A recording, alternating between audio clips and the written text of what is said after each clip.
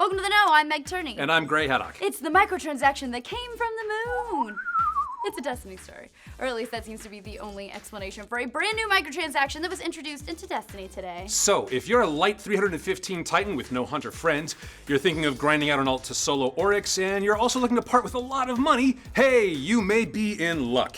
A new add-on for Destiny appeared on PSN today, listing a level 25 boost, plus a maxed subclass for a character of your choice. Now, this appears to be similar to the Spark of Light that was given to all the players when Year 2 started, only that one didn't come with a maxed subclass, which made it kinda pointless. A little bit, sort of maybe. It's up for debate. That one also didn't cost $45 friggin' dollars, like this newly listed add-on. This listing is only up on the EU PSN at the moment, but $45 is around what we can expect when it hits over here. That is way too much. It's also more money than you could get the entire game and all its DLC for right now on Amazon. So, you know, priorities. By the way, that also comes with a level 25 light boost. We talked about it. Doesn't get your max subclass though. This is the latest in a string of recently introduced microtransactions for Destiny, but up until now, the paid purchases have all been strictly cosmetic. You know, important things like the jump on it dance. Go all the way. Yeah. Modern video games, what are you even? You know, there was also that sort of questionable $10 record book for the Sparrow Racing League that's required to track your stats in this month's racing event. Although players figured out how to bypass that one with a handy exploit, which of course left players who paid for it pretty upset. But don't worry, Bungie has patched it out, so you can pay your $10 again the way the Traveler intended. Give us more of your money. Naturally, the introduction of this new subclass boost has the Destiny subreddit bristling with accusations that Destiny is finally going pay to win. How many times have we said that? After months of insisting that that wouldn't be the case. But what is really happening? Boosting up to the level 25 in the game really only helps you out for the single player and PvE portions of the game, which is arguably most of the game. Yeah, you know, if anything, you're just bypassing the grind of Destiny's Year 1 content, which, you know, seriously, who wants to play any of that again? If you're a WoW player and you're thinking, you know, this sounds awfully familiar, well, that would be because it's pretty similar to the level 100 boosts that exist for that game, which coincidentally is also run by Activision. Or not a coincidence, if you're a conspiracy theorist. Did you know that if you look closely at the A in their logo, you can kind of see the Illuminati symbol? I see it. In WoW, a level boost will run you $60 and comes with some gold and gear to get you started. Earlier this year, one dedicated shaman put in the effort to determine just how much time those boosts save, and it's somewhere in the neighborhood of 113 hours of playtime when accounting for the professions. No, it doesn't take near as long as that to get to level 25 in Destiny. That can basically be accomplished in just a little more than one playthrough of the story, which is just south of about 20 hours.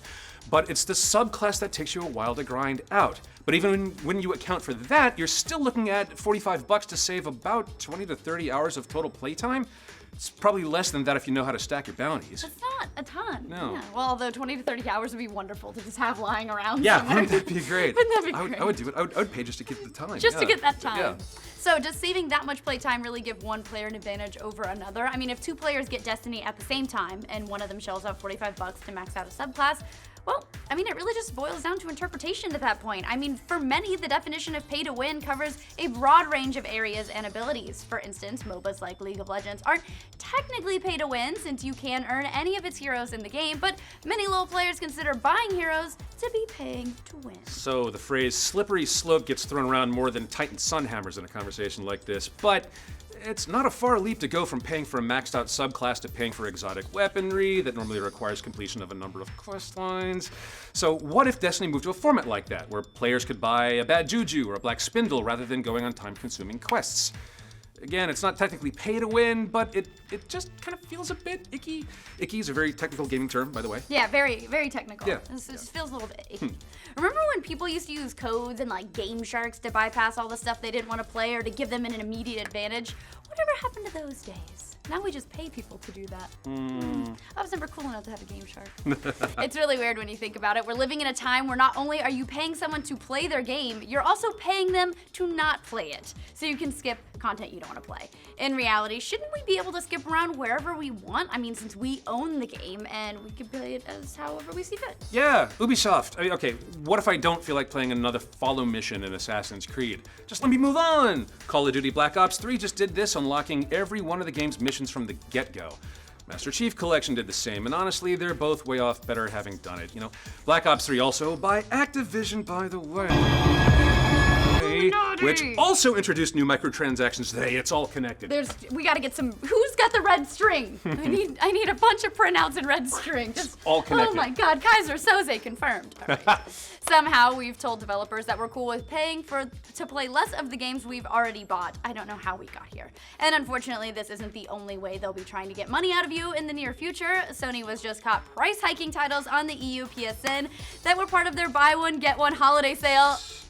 I know. Right. Suck it, holiday spirit. So again, just another magical part of modern gaming. How did these guys even make money in previous generations?